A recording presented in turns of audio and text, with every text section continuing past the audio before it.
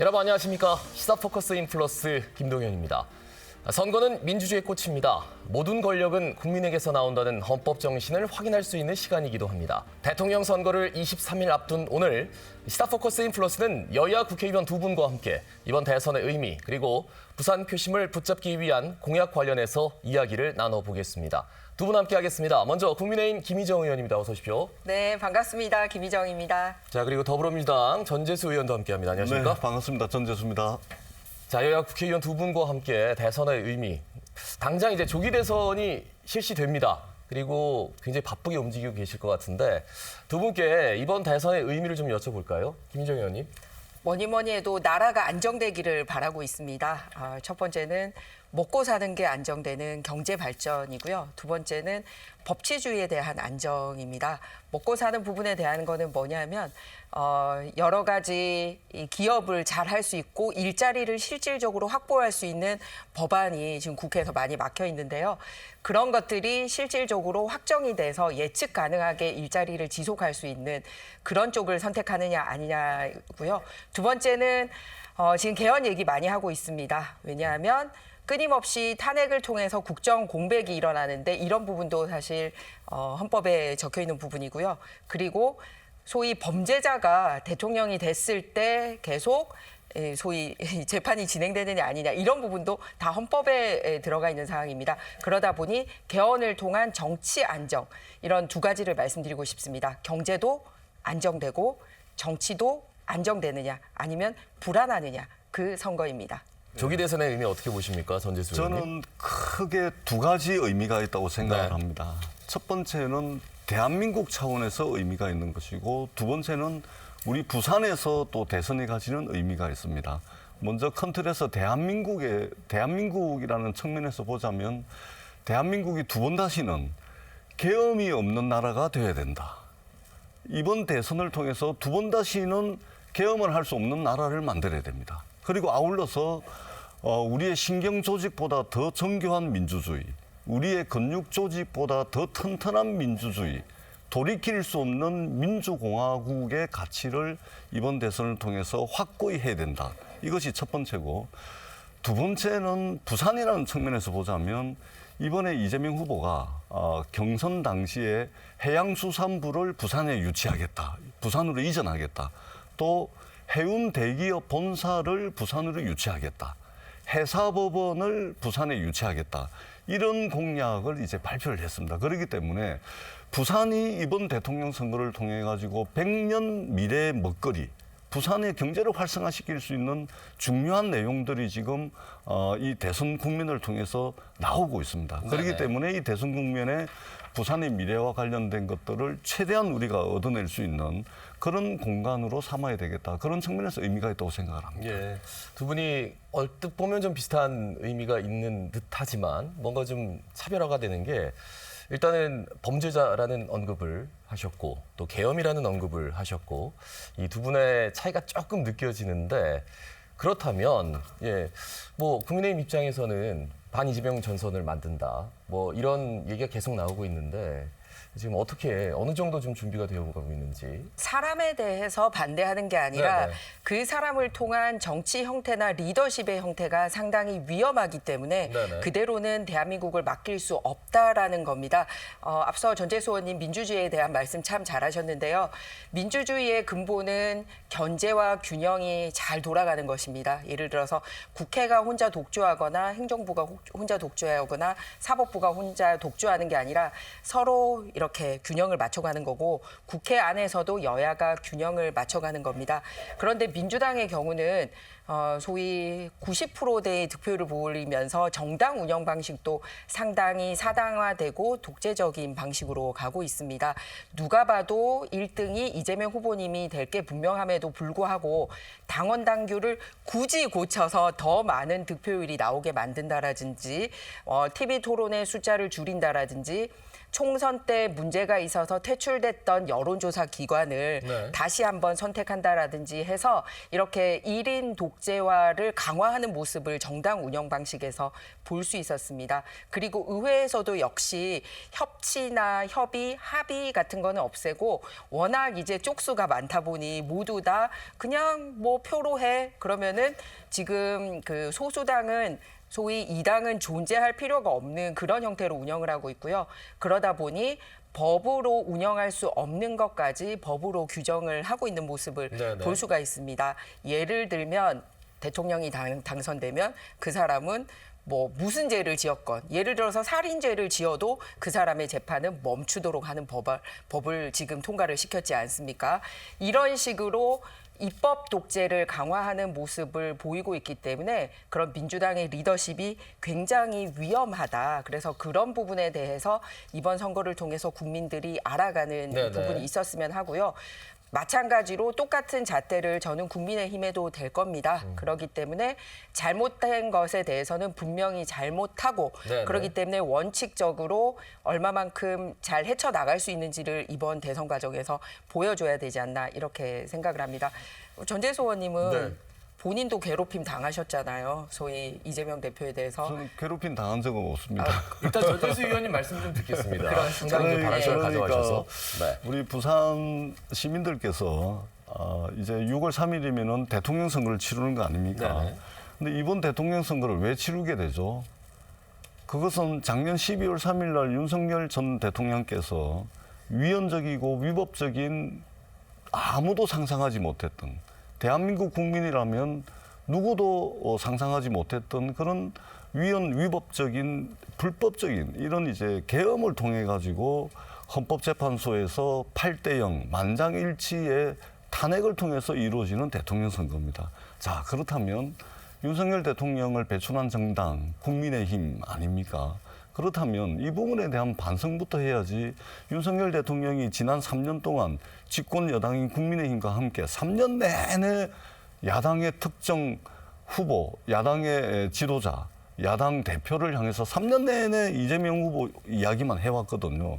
그런데 이번 대선 국면에서도 여전히 그 이야기만 하고 있습니다. 저는 집권 여당으로서 또는 대통령을 배출한 정당이 정말 할 이야기가 저것밖에 없을까 이런 의구심이 들고요. 그럼에도 불구하고 저희들은 여전히 경제와 민생, 또 경제 영토를 늘리는 문제, 또 외교적 위기 이런 부분들을 잘 챙기고 더더구나 부산의 미래 먹거리와 관련해 가지고 침체되고 있는 부산의 이 현실을 제대로 직시해 가지고 뭔가 대책을 찾을 수 있는 그런 선거가 될 수 있도록 저희들 최선을 다하겠습니다. 예, 일단은 서로 간에 지금 추구하는 방향성에 대해서 살짝 말씀을 해주셨는데, 그럼 지금 당장 부산의 판세, 전국적인 판세는 어떻게 좀 평가하고 계시는지 더불어민주당 입장부터 한번 들어볼까요? 그러니까 저는 이제 저도 부산에서 이제 유일하게 한 명 살아남은 민주당 국회의원 아닙니까? 네. 저도 이전은 선거에 이제 3번을 떨어지고 이번에 이제 3번이 돼가지고 3선 의원이 됐습니다만 늘 이제 판세를 물을 때마다 물론 이제 사람들이 제일 궁금해하는 것이 판세죠. 누가 이길 것 같냐? 네. 지금 어떠냐? 이것이 아마 제일 궁금한 사항일 텐데 이걸 물을 때마다 저희들은 늘 이제 심판받는 사람들입니다. 그러니까 표 받을 사람이 내가 얼마 받겠다 이렇게 이야기하는 순간 이것은 저희가 도리가 아니다 이런 이제 생각이 들고요. 그럼에도 불구하고 노무현 대통령께서 대통령이 될 때 부산에서 29% 받았습니다. 그리고 문재인 대통령이 대통령 될 때 부산에서 39% 받았습니다. 네. 그리고 지난번에 이재명 후보가 지난번에 38% 받았거든요. 그래서 이번에는 저희가 앞에 4자 한번 달아보자. 그래서 최소 40% 이상은 한번 받아보자. 이것이 목표고 현재 판세를 우리가 그럼에도 불구하고 대략적으로 볼 때는 그래도 이게 대통령의 위법적인 계엄을 통해서 치러지는 선거니까 그래도 뭔가 이것에 대한 책임을 좀 물어주지 않을까. 네네. 그렇기 때문에 이전보다는 부산에서 더 많은 표가 나오지 않을까 이런 이제 기대를 하고 있고 그런 기대를 부산 시민들께 충족시키기 위해서 여러 가지 준비를 하고 있습니다. 네. 저희들이 한 표라도 더 받기 위해서 부산 시민들 한 분의 마음을 더 얻기 위해서 정말로 열과성을 다하겠다 이런 말씀을 드리겠습니다. 예, 40% 이상을 얻는 게 일단은 목표다. 외연적으로는 말씀을 해주셨는데 어떻게 판세를 분석하고 계시는지요? 일단 지금 국민의힘의 상황이 썩 좋지는 않습니다. 이렇게 빠른 대선을 치르게 돼서 국민들께 정말 죄송합니다. 하지만 더 위험한 세력에게 대한민국을 넘길 수는 없습니다. 왜냐하면 예측 가능하고 법이 안정성을 가져야지 국민들이 정치에는 덜 신경 쓰고 살아갈 수 있기 때문에 그렇습니다. 그래서 지금은 후보별로 이제 그 득표율을 보면 여러 여론조사에서 국민의힘이 제대로 이기고 있지를 못합니다. 하지만 정당 지지율에 있어서는 전국적인 지지율도 오차 범위 안쪽으로 많이 따라잡은 게 나오고 있습니다. 그 중에서는 뭐가 있었냐면 이제 국민의힘 전당대회가 있었었고 네네. 또 하나는 이재명 후보의 그 사법 리스크가 가시화되면서 민주당의 지지율이 좀 떨어지고 국민의힘이 좀 올라가는 현상이 있었습니다. 네. 그리고 잘 아시다시피 부산은 그동안 너무나 감사하게도 국민의힘을 지지해 주셨습니다. 하지만 네. 지금은 여러 가지로 국민들이 실망하고 있는 거 잘 알고 있습니다. 철저히 반성하고 하지만 이렇게 국정에서 법을 함부로 누군가를 위해서 마음대로 고치고 또 재판관들을 탄핵하고 또 국정을 마비시키고 우리 사실 제가 얼마 전에 어린이날 이어서 아이들한테 어린이날 제일 많이 먹고 싶은 게 뭐냐고 물었더니 네. 아이스크림이라 그러더라고요. 그래서 아이스크림도 특정 브랜드의 31가지를 다 먹기가 힘든데 그 어려운 숫자를 탄핵이라는 숫자로 해내는 곳이 바로 지금의 민주당입니다. 국민을 위해서 한 일이 아닙니다. 그냥 본인들의 권력 강화를 위해서 그런 일을 하고 있습니다. 그렇기 때문에 보다 안정적인 국정 운영을 하고 결국은 경제도 발전시키고 그냥 한탕에 털어먹고 가지 않을 당이라는 것을 알린다면 후보의 지지율도 우리 정당 지지율처럼 함께 올라오지 않을까 생각합니다. 지금은 정당 지지율과 후보 지지율 간의 괴리가 존재를 하고 있습니다. 그리고 또 하나 제일 중요한 것은 이번 부산에서는 투표율을 올리려고 합니다. 네네. 왜냐하면 많은 분들이 사실 이 당도 싫고 저 당도 싫다. 그런데 당신네들이 조금 잘하면 투표장에 가면 국민의힘 지지를 해줄 텐데 하는 게 영 마음에 안 들다. 그렇다고 이재명 세력에게도 표 주기 싫다라는 분들이 있습니다. 그래서 이런 분들이 다시 한번 투표장으로 갈 수 있도록 투표율을 올릴 수 있도록 최선을 다하겠습니다. 근데 하나 민주당이 참 대단한 게 호남의 경우는 득표 포인트를 90%를 잡았더라고요. 예, 그래서 역시 한쪽으로 쏠린 당이지 않나라는 생각을 했습니다. 네. 부산은 그 정도까지는 바라진 않습니다. 하지만 부산 시민들께서 진정성을 가지고 응원해 주시길 부탁드립니다. 예, 여기에 대해서 뭐 바로 말씀하시죠. 제가 네. 뭐 우리 김희정 의원님께서 길게 말씀을 해주셨는데 짧게 말씀을 드리자면 느닷없이 완전 무장한 군인들을 동원해서 계엄을 해버리는 정치 세력보다 더 무서운 더 두려운 그런 정치 세력이 있겠습니까? 그런 측면에서 윤석열 대통령을 배출했던 국민의힘이다라는 말씀을 꼭 드리고 싶고 네. 지금 호남의 득표율을 90% 상정한다 말씀을 하시는데 마찬가지로 경상북도도 비슷하죠. 예, 비슷하고 그다음에 부산에 지금 국회의원이 18명입니다. 네. 부산의 국회의원 18명 중에 저 하나 빼고 17분이 국민의힘 국회의원이에요. 자, 부산시장 국민의힘입니다. 구청장 16분 전부 국민의힘이죠. 부산시의원 42분 중에 40명이 국민의힘입니다. 그렇기 때문에 저는 호남이든 부산이든 간에 정치 세력이 동등한 위치에서 그야말로 경쟁의 정치 질서가 좀 만들어질 수 있는 이런 대한민국의 정치가 됐으면 좋겠다라는 말씀을 드리고 예. 이곳은 부산입니다.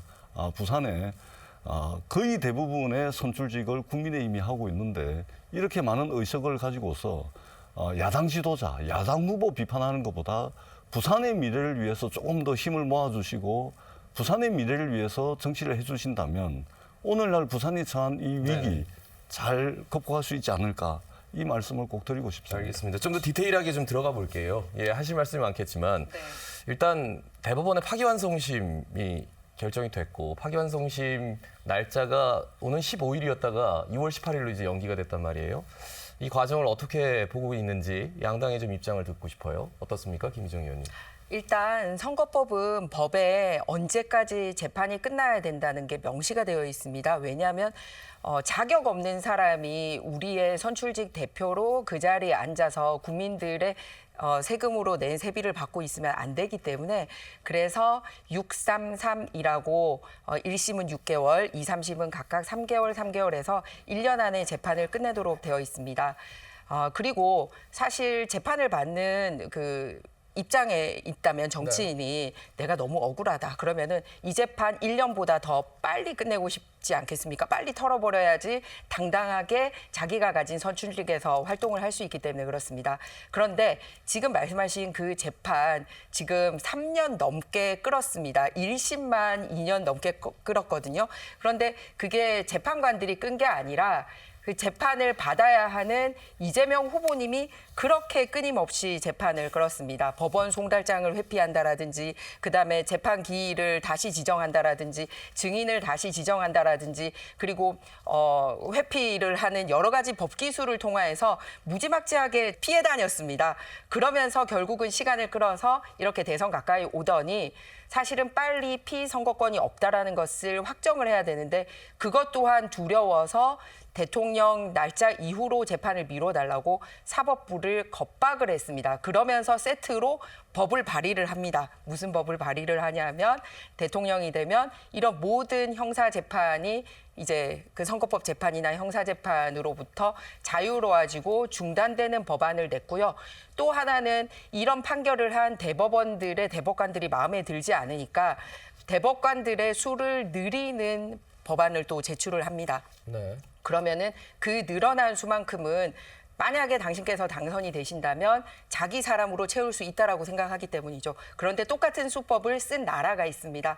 바로 베네수엘라의 차베스가 이 수법을 썼습니다. 그래서 나라를 망가뜨린 것을 우리는 역사적으로 보고 있는데 그 똑같은 일을 지금 민주당이 하고 있습니다. 그렇기 때문에 이런 식으로 정정당당하다면 자꾸 사법부를 겁박하고 또 말도 안 되는 법안을 통과시키는 일을 멈춰야 된다고 생각합니다. 앞서 제가 우리 전재수 의원님도 괴롭힘을 당했다라는 말씀을 드렸는데요. 뭐냐면 대선 끝나고 나서 이재명 대표님의 주식이 굉장히 늘었어요. 그것도 방산 관련 주식. 그때 전재수 의원님이 이 부분은 좀 실망스럽다라고 얘기를 했는데 그때 당에서 무제한 괴롭힘을 당했다라는 것을 저는 기사에서 본 적이 있습니다. 그리고 그게 거기서 끝나는 게 아니라 아까 부산 말씀을 하셔서 제가 드리자면 전재수 의원님 부산 발전에 우리 당 같이 힘을 합쳐서 당은 다르지만 애써주시는 거 참 평소에 고맙게 생각하고 있습니다.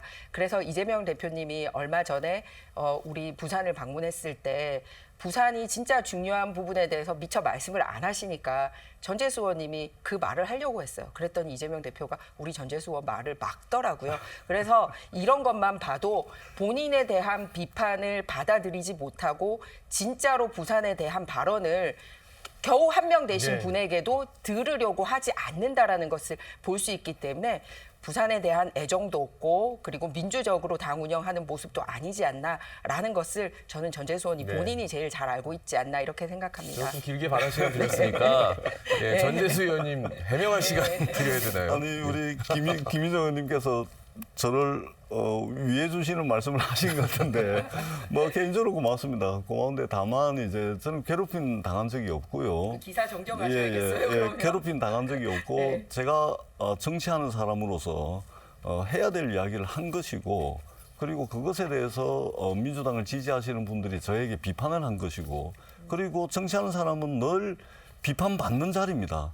그렇기 때문에 비판하시는 분들 비판을 저는 받았던 것이고 그것을 저는 괴롭힘이라고 생각해 본 적이 단 한 번도 없다. 네. 이 말씀을 드리고 지난번에 이제 북거 강로 때문에 이재명 대표 내려오셨을 때 그 비하인드 스토리가 있습니다. 제가 이제 말씀을 드리려고 했는데 막은 것이 아니고 행사 시간이 11시였거든요. 이미 11시가 오바를 한 상태였기 때문에 그 뒤에 이제 우리 부산이 북거 강로와 관련해서 드려야 될 말씀들은 이미 그 뒤에 들어가지고 해수부 부산 이전, 해사법원 설치, 그다음에 그 해운 대기업 본사 부산 이전 이 공약을 제가 이끌어낸 사람입니다. 그렇기 네. 때문에 전혀 그렇지 않다라는 말씀을 드리고요.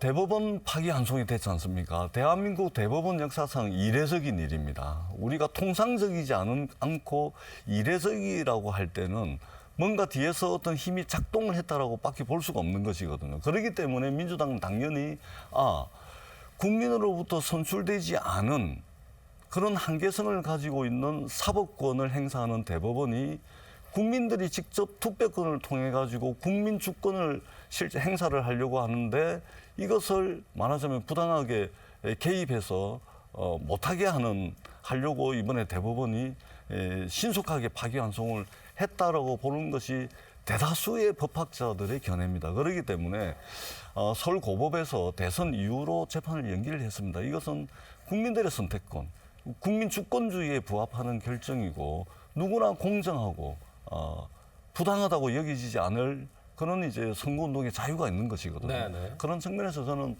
늦긴 했습니다만 서울고등법원이 판사의 양심을 걸고서 굉장히 합리적이고 공정한 판단을 내렸다. 이렇게 저는 평가를 합니다. 예.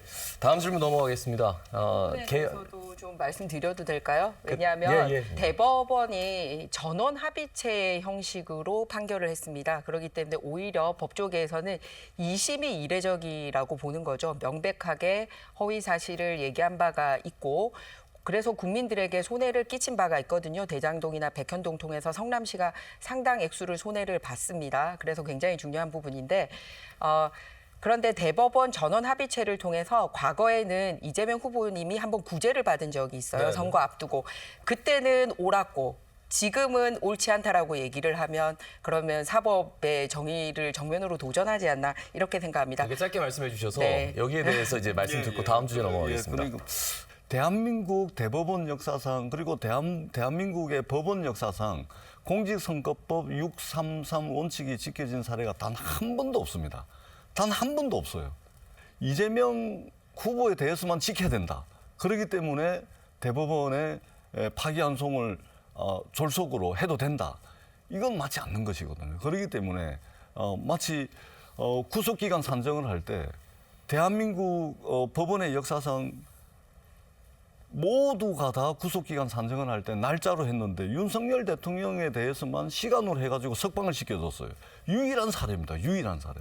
근데 이것도 이재명 후보에 대해서도 유일한 사례를 만드는 것은 뒤에서 뭔가 힘이 작동하고 있다라는 의심을 떨쳐버리지 않을 수가 없는 것이거든요. 그렇기 때문에 통상적으로 하시라, 관례적으로 하시라 이 말씀을 드리고 네네. 싶습니다. 양당 입장에 대해서 아마 저희 말고도 많은 언론에서 다루기 때문에 예, 충분히 다들 아시고 계실 것 같아서 개헌 논의가 또 국민의힘 쪽에서는 굉장히 크게 나오고 있습니다. 임기 단축 개헌 그리고 빅텐트론 여기에 대해서 민주당 이야기 듣고 국민의힘 입장 한번 들어보겠습니다. 예, 개헌은 해야 됩니다. 예, 반드시 해야 됩니다. 옛말에 어르신들께서 10년이면 강산 변한다 그러잖아요. 네. 근데 잘 아시다시피 10년이면 강산 변하는 것이 아니고 요즘은 자고 일어나면 강산이 변하는 빠른 시대에 굉장히 스피디한 그런 시대에 살고 있는데 우리 헌법은 87년 제정된 헌법입니다. 40년 됐습니다. 현실의 변화 또는 국민들의 다양한 욕구들을 반영할 수 있는 또는 우리가 직면하고 있는 이 위기를 해결할 수 있는 이런 헌법의 내용, 헌법 체제를 갖추고 있지 못하고 있습니다. 그렇기 때문에 헌법은 빨리 개정을 해야 됩니다. 그런데 지금 이제 국민의힘에서는 선거 전략상, 선거 전술상 이번 선거 국면에서 개헌을 하자 이 말씀을 하시는데 선거 전술로 뭐 그럴 수 있다고 봅니다. 그러나 우리가 이 헌법은 국민들께도 여쭤봐야 되고 국민 투표도 해야 됩니다. 그렇기 때문에 물리적으로 이번 대선은 상당히 어렵기 때문에 저는 내년 6월 달에 지방선거가 있습니다. 그리고 개헌에 대한 논의가 상당 부분 지난 논의 과정에서 성과가 남아 있습니다. 그렇기 때문에 여야가 합의만 한다면 내년 6월 달에 있을 지방선거에서 국민 투표를 통해 가지고 국민들의 권리를 더 신장하고 우리가 직면하고 있는 현실적인 위기를 풀어낼 수 있는 내용을 헌법에 충실하게 담아내는 그 과정을 대통령 선거가 끝나자마자 바로 시작해야 된다. 이렇게 생각을 합니다. 예. 네, 그 부분에 대해서 가장 중요한 거는 다음번에 당선될 대통령으로 나오시는 후보들이 본인들 거를 내려놓는 게 사실은 1번이 돼야 됩니다. 그러면 가장 가시적으로 내려놓을 수 있는 게 뭐냐면 아무래도 임기죠. 지금처럼 대통령 선거는 5년, 그리고 지방선거와 국회의원 선거는 4년 가다 보니 이제 국회와 행정부 간의 갈등이 법을 넘어서서 상당하게 갈등 형태로 드러나고 있습니다. 그렇다면 지금은 다음번 당선되실 분이 자신의 임기를 단축하는 게 이제 개헌의 첫 번째 약속이 되어야 됩니다. 그런데 당선되기 전에도 그거를 못 내려놓고 있는다면 과연 당선 후에 무슨 약속을 하겠습니까? 그렇기 때문에 그냥 이번 선거 끝나고 얘기를 하자가 아니라 정확하게 내 걸 어떻게 내려놓겠다라는 얘기가 바로 출발점이 될 수 있기 때문에 그래서 이재명 후보의 직접적인 약속이 굉장히 중요합니다. 왜냐? 지난번 선거에 본인이 개헌이 굉장히 중요하다라고 얘기를 하고 있으면서도 지금은 막 국민투표 필요하기 때문에 안 돼 이런 식으로 얘기를 하고 있단 말이에요. 그래서 지금이라도 정확한 말씀이 필요하다는 말씀을 드리고 싶고요. 두 번째는 개헌의 방향성 또한 대통령의 권한을 무지막지하게 강화하는 방식으로 가서는 안 된다는 말씀을 드리고 싶습니다. 지금 민주당이 개헌은 안 하고 있습니다만 헌법 정신에 정면으로 도전하는 법안을 최근 며칠간 통과시키고 있습니다. 헌법에는 사법부의 독립성을 정확하게 명시를 하고 있고 그리고 대통령의 임기 중에만 내란죄와 외환죄를 제외하고 이 재판을 받지 않도록 되어 있는데 이 두 가지를 바꾸는 법을 내서 개헌의 정신에 어긋나고 현재 더 강화되어야 되는 헌법까지 파기하는 그런 내용으로 입법 활동을 하고 있거든요. 그래서 과연 지금도 그런데 당선된 다음에 자기 거 내려놓는 개헌을 하겠냐 이렇게 의심을 하는 겁니다. 그리고 이 의심은 국민의힘에 있는 사람들만 하고 있는 게 아니라 유력 대선 후보였던 이낙연 전 총리께서 가장 앞장서서 얘기를 하고 있습니다. 악마의 계곡을 넘어서야 된다. 사당화가 돼버렸다 민주당이. 이렇게 하면서 걱정을 하고 그러면서 개헌에 가장 앞장서고 있습니다. 민주당의 사정을 가장 잘 아는 분이기 때문에 그분의 절박함이 더 느껴지고 진정성 있게 와닿고 있습니다. 예, 개헌뿐만 아니라 지금 국회에서의 여러 가지 입법 활동에 대해서까지 말씀하셔서 거기에 대해서도 좀 추가적으로 말씀을 듣고 다음 주제 넘어가겠습니다. 민주당이 부족한 부분이 있습니다. 예, 완전 무결하게 그럴 수는 없죠. 부족한 게 있고 실수한 것도 있습니다. 예, 인정합니다.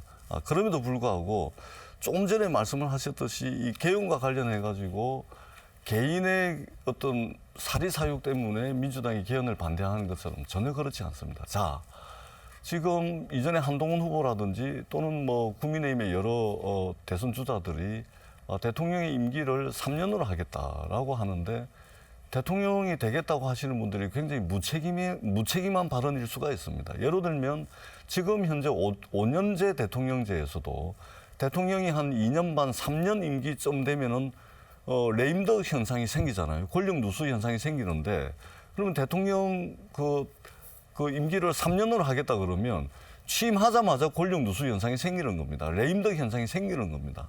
이 대통령이 되겠다 하시는 분이 어떻게 보면은 굉장히 자신의 책임을 다하지 않는 것으로 비칠 수가 있고 또 하나는 대통령의 권한을 더 강화하려고 하는 욕심이 있는 거 아니냐 이 말씀을 하시는데 이미 개헌의 방향은 정해져 있습니다. 권력은 나누고 분산하고 그다음에 시민권은 강화하고 우리가 직면하고 있는 기후위기, 인구 소멸의 위기, 지방분권의 위기 이것들은 더 강화하는 쪽으로 이미 민주당의 안이 나와 있습니다. 그러니까 김희정 의원님께서 말씀하시는 그런 우려는 전혀 하시지 않아도 된다. 이 말씀을 제가 분명하게 드리도록 하겠습니다. 알겠습니다. 개헌에 대한 입장 들어봤습니다. 자, 여러분께서는 지금 시사 포커스인 플러스 D-23 부산 민심문을 주제로 두 분의 국회의원과 함께 하고 계십니다. 잠시 후에 저희는 찾아뵙도록 하겠습니다.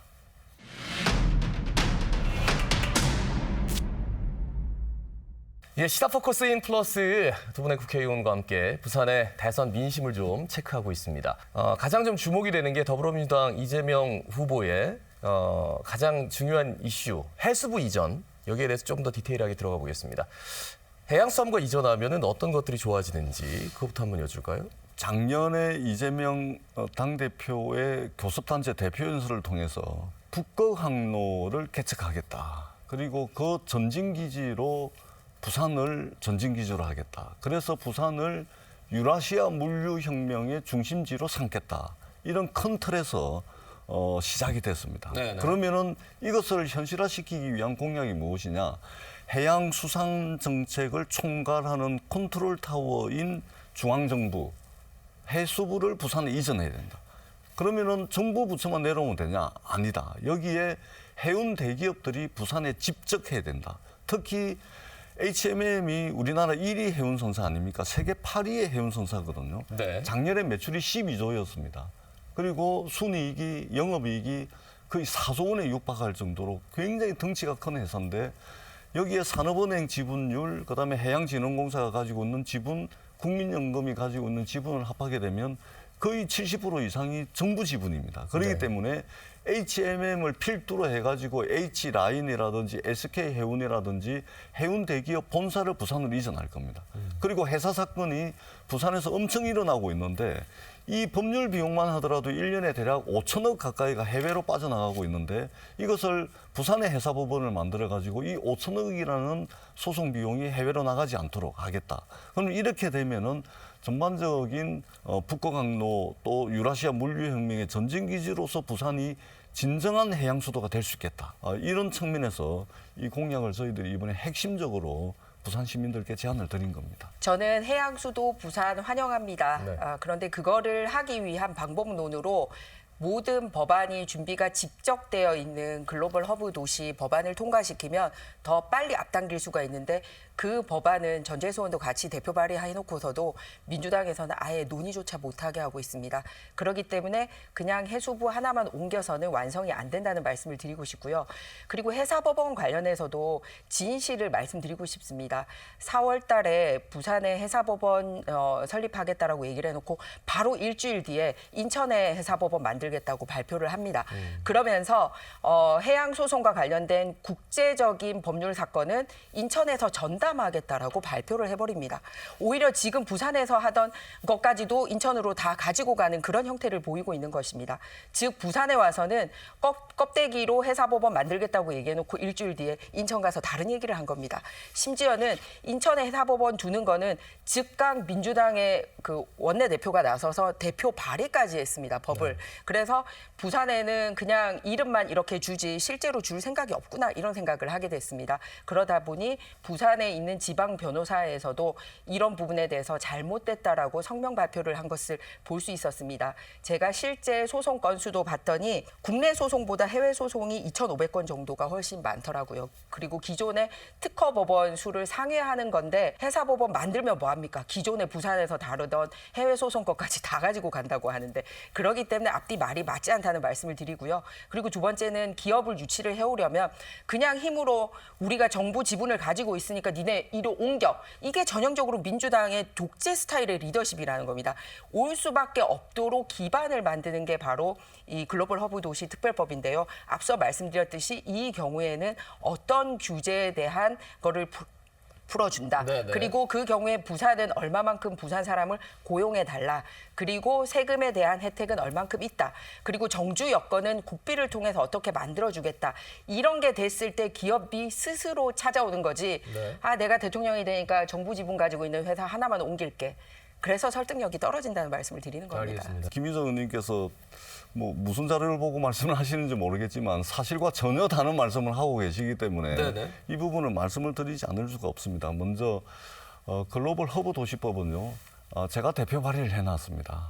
부산시와 협의를 해서 대표 발의를 했는데 틈만 나면은 이제 민주당 때문에 안 된다 이렇게 말씀을 하시는데 자 봅시다. 대통령 집권 여당이 국민의힘이 배출했지 않습니까? 부산의 국회의원 17분이에요. 구청장, 시의원, 구의원에 이르기까지 압도적 다수가 부산에 지금 국민의힘이 집권을 하고 있는 겁니다. 대통령도 마찬가지고요. 그런데 이것을 야당의 책임으로 돌리는 것은 집권 여당의 책임을 방기하는 것에 다름 아니다. 이 말씀을 드리고 해사법원이잖아요.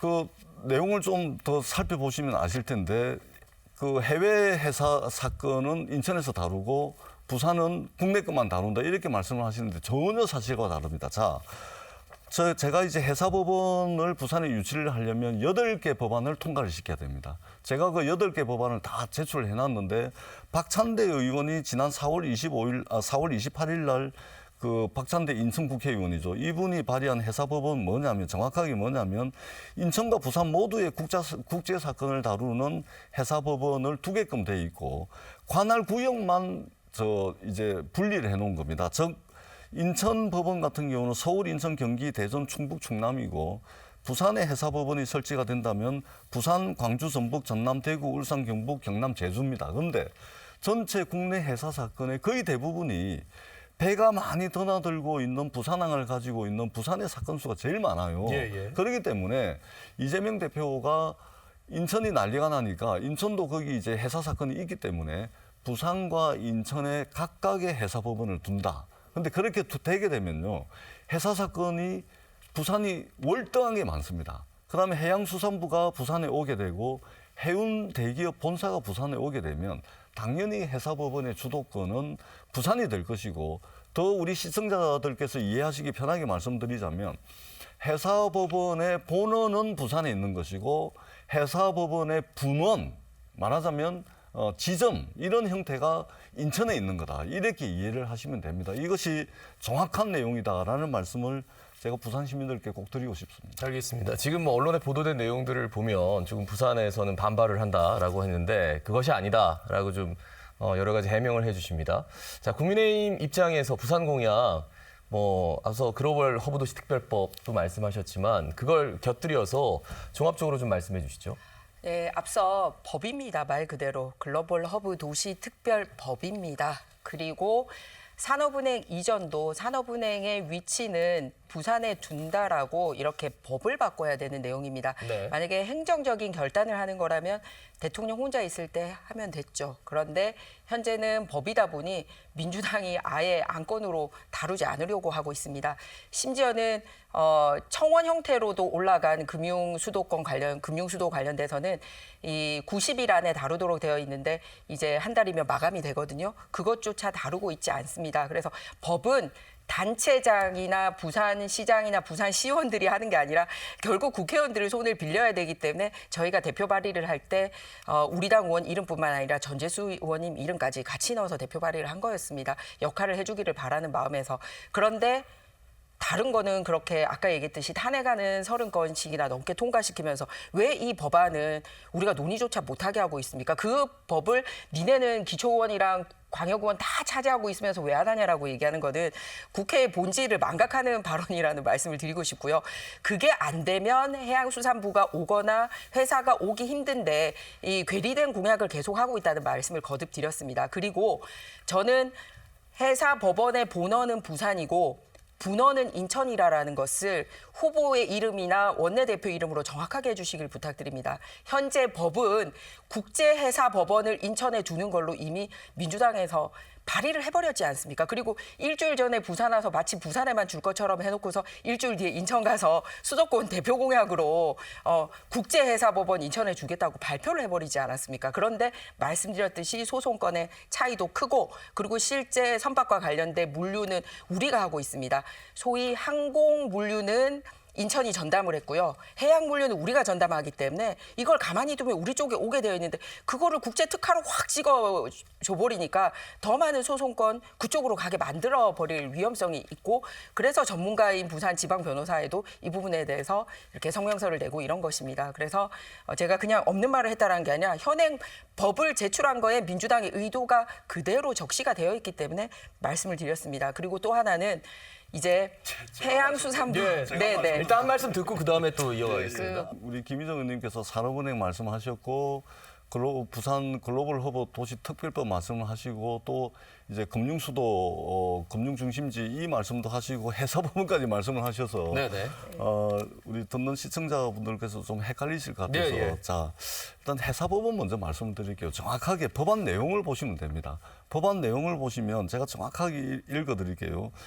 이 박찬대 대표가 발의를 한 게 4월 28일 날 한 거거든요. 이건 뭐냐면 인천과 부산 두 곳의 해사 민사 사건, 해사 행정 사건 및 국제 상사 사건을 심판하는 해사 국제 상사 법원을 본원을 각각 설치하는 걸로 되어 있습니다. 그런데 제가 왜 부산이 본원이고 인천이 분원 비슷하냐 그러냐면 배가 드나드는 숫자가 압도적으로 부산이 많고 해사 사건이 압도적으로 부산이 많습니다. 그렇기 때문에 예를 들면 부산 해사법원의 판사가 20명이라면 인천 해사법원은 수요가 결국은 이 판사들 숫자를 만들게 될 겁니다. 그러면은 부산이 20명이라면 인천은 한 5명 정도 될 겁니다.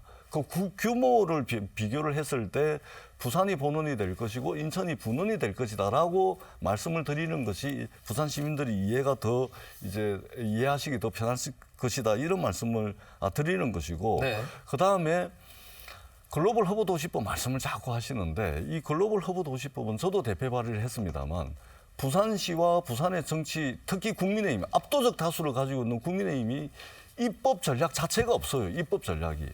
정교한 전략을 세워가지고 지금 전북특별자치도에서도 뭐 해달라 그러고 제주특별자치도에서도 뭐 해달라 그러는데 부산도 지금 글로벌 허브 도시법 해달라는 거거든요. 예, 예. 그러면은 다른 지역의 요구들을 어떻게 이렇게 저렇게 해가지고 주고받을 건지 해가지고 정교한 입법 전략을 짜가지고 이렇게 해야 되는데 그런 거 없이 선거 때만 되면 민주당 탓하고 민주당이 안 해줘서 못한다 그러고 아니 그러면은 부산의 국회의원 18명 중에 17명 뭐 한다고 뽑았습니까?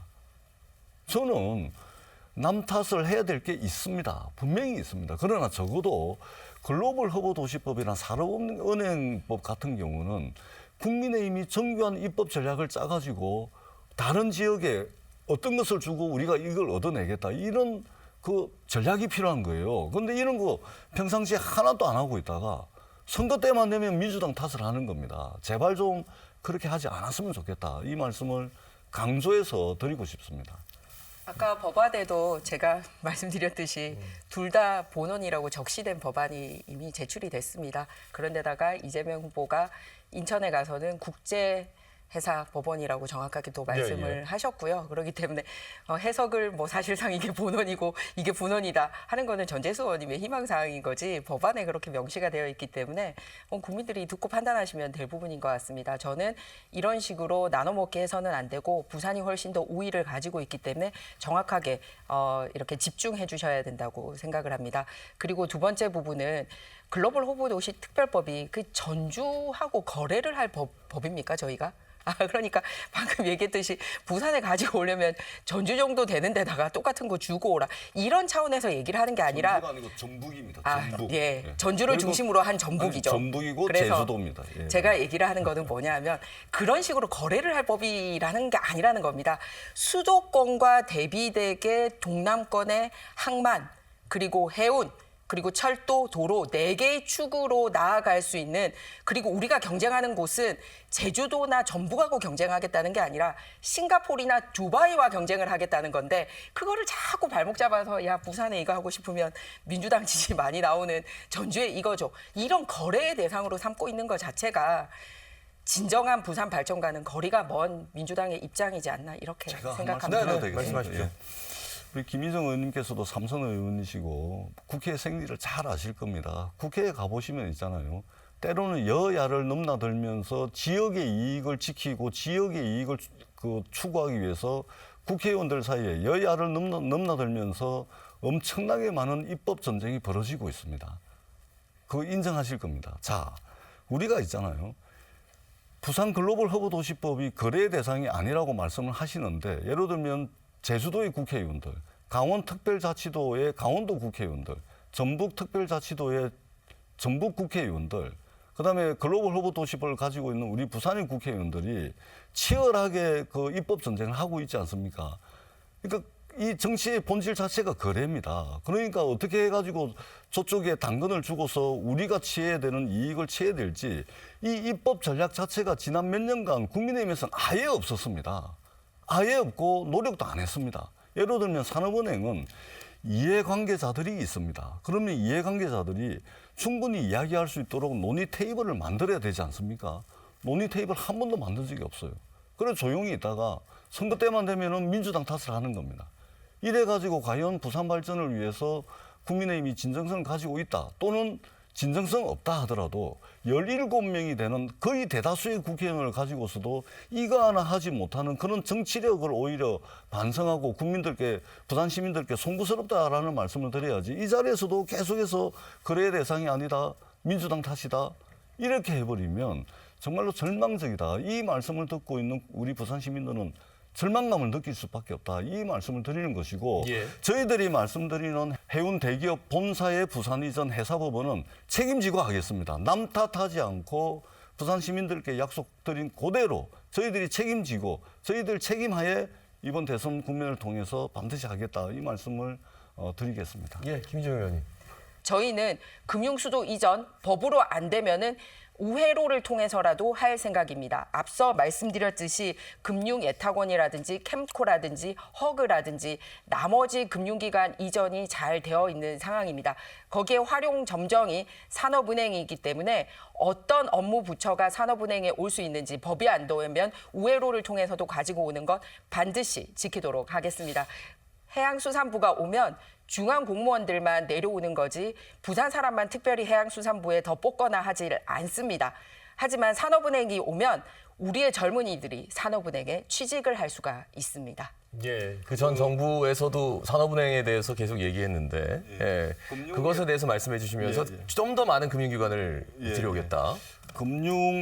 금융예탁결제원이라든지 주택금융공사 허그, 그다음에 자산관리공사 캠코 뭐 등등 이것은 노무현 대통령께서 공공기관 지방 이전을 통해 가지고 문현동 금융혁신도시를 만든 것이죠. 뿐만 아니고 해운대 영화-영상 혁신도시에 많은 영화-영상 공기업들이 가 있습니다. 영도 동산동에 국책 해양 관련 국책 연구기관들이 다 가 있죠. 그렇기 때문에 이러한 노무현 대통령이 큰 결심을 통해서 했던 공공기관 지방 이전의 기반 위에서 저희들이 해양수산 정책을 총괄하는 컨트롤 타워인 중앙정부를 이전시키고 정부만 내려오면 안 되기 때문에 민간 대기업, 해운 대기업들을 HMM을 비롯해서 본사를 부산으로 이전시키겠다는 겁니다. 뿐만 아니고 지금 현재 해사 사건 분쟁을 통해 가지고 5천억이 넘는 대한민국의 부가가치가 해외로 빠져나가고 있기 때문에 해사법원을 부산에 유치하겠다는 겁니다. 우리 국민의힘에서 많이 도와주신다면 그야말로 해사법원의 본원이 부산이고 분원 수준의 규모만 가지는 인천의 해사법원이 될 수 있을 것이다라고 저는 이제 확신을 합니다. 그리고 금융 말씀을 많이 하시는데 지난 부산이 제2 금융 중심지로 지정이 된 지 한 15년 얼추 그 정도 될 겁니다. 근데 아직도 해외 금융기관을 유치를 못하고 있습니다. 이것은 여야가 좀 머리를 맞대가지고 실질적으로 제1 금융 중심지와 경쟁이 될 수 있는 그런 제2 금융 중심지 부산을 함께 만들 수 있도록 저도 힘을 보태겠다는 말씀을 드리겠습니다. 그 노무현 대통령 지방 이전에 계획을 세우셨죠. 그런데 이제 이명박 대통령 때 그거를 바톤을 받아서 실제 실행을 우리 정부 때 했습니다. 그리고 그것을 원래는 흩어져 있을 수 있는 것을 한 곳으로 모아서 시너지 효과를 내려고 하고 있습니다. 그래서 아까 말씀하신 그런 기관이 이전하는데 많은 기업들이 산업은행이 오면 그 산업은행과 함께 오겠다라는 여러 기업이 있습니다. 그래서 이게 금융수도 부산을 만드는데 굉장히 핵심이 되고 있다라는 말씀을 재차 드립니다. 그리고 기왕 법으로 발의되어 있으니까 이런 거를 하면 그 다음 스텝으로 나아갈 수 있지 않을까 그렇게 생각합니다. 그리고 그 해사법원도 국제 업무 부산이 국제 소송도 할 수 있다라는 것을 반드시 명시를 해서 전재수 의원님만 혼자 해석을 하지 않고 실제 그렇게 될 수 있도록 여야가 힘을 합쳤으면 하는 바람입니다. 제가 대표 발의해 놓은 법안에 그렇게 돼 있습니다. 걱정 안 하셔도 되고요. 그리고 제가 단독으로 한 것이 아니고 부산지방변호사회와 함께 해사법원 설치법을 제가 대표 발의했다라는 말씀도 아울러서 드리도록 하겠습니다. 알겠습니다. 두 분 어떻게든지 부산을 위해서 서로 간에 정말 약간의 갈등 구조가 있긴 합니다만 부산을 위해서는 이 모든 것들을 다 이뤄내야 된다. 같이 함께 협치를 하자라는 말씀으로 결국은 모아지는군요. 자, 마지막으로 우리 부산 시민들께 마무리 발언할 시간을 드리겠습니다. 전재수 의원부터. 부산 시민 여러분, 부산에 국회의원이 18분이 있습니다. 지난 총선을 통해서 저희가 부족한 결과였습니다만 딱 한 명 민주당 의원이 있습니다. 저희들이 부산 시민들께 부족한 것은 보완하고 보충해가지고 더 많은 사랑을 받아가지고 더 많은 지지를 받을 수 있는 그런 민주당이 될 수 있도록 비록 한 명밖에 없는 국회의원 전재수긴 하지만 열과성을 다하겠다 이런 말씀을 드리도록 하겠습니다.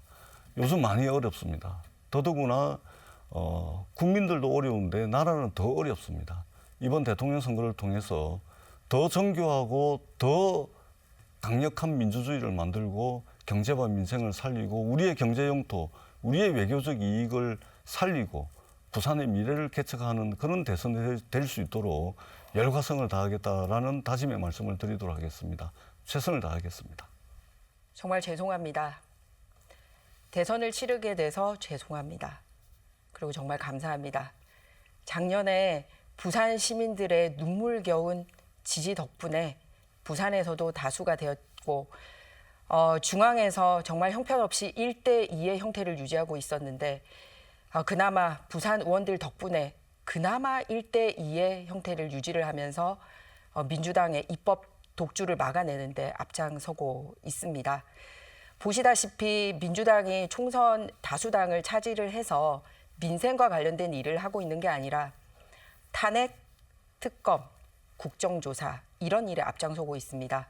그러다 보니 경제 관련된 법안들은 판판이 막히고 있습니다. 이런 상황을 행정부와 사법부까지 다 차지를 하게 된다면 여러분들이 진짜 먹고 사는 데는 더 기대할 바가 없어질 것 같습니다. 이번 대선 통해서 발전이냐 중단이냐, 안정이냐 위험한 대한민국이냐를 결정하는 그런 선거입니다. 다시 한번 기회를 주신다면 최선을 다해서 부산 시민들이 원하는 그런 글로벌 허브 도시 그리고 금융 수도 부산 만들어내도록 하겠습니다. 자, 우리 유권자들 10년이 채 안 되는 짧은 기간 탄핵 대선을 2번 치르게 됐습니다. 그런데 대선을 앞둔 우리 정치판을 바라보는 유권자들은 좀 피곤한 것 같습니다. 도대체 정책은, 공약은 어디에 있을까요? 오늘은 또 무슨 일이 벌어질지 상상을 초월하는 일들이 이번 대선판에서 일어나고 있습니다. 오늘 이 자리가 그나마 이번 대선의 부산 공약에 대해 함께 생각해보는 그런 자리가 되셨으면 합니다. 자, 오늘은 여기까지입니다. 시사 포커스인 플러스 다음 주에 인사드리겠습니다. 여러분 고맙습니다.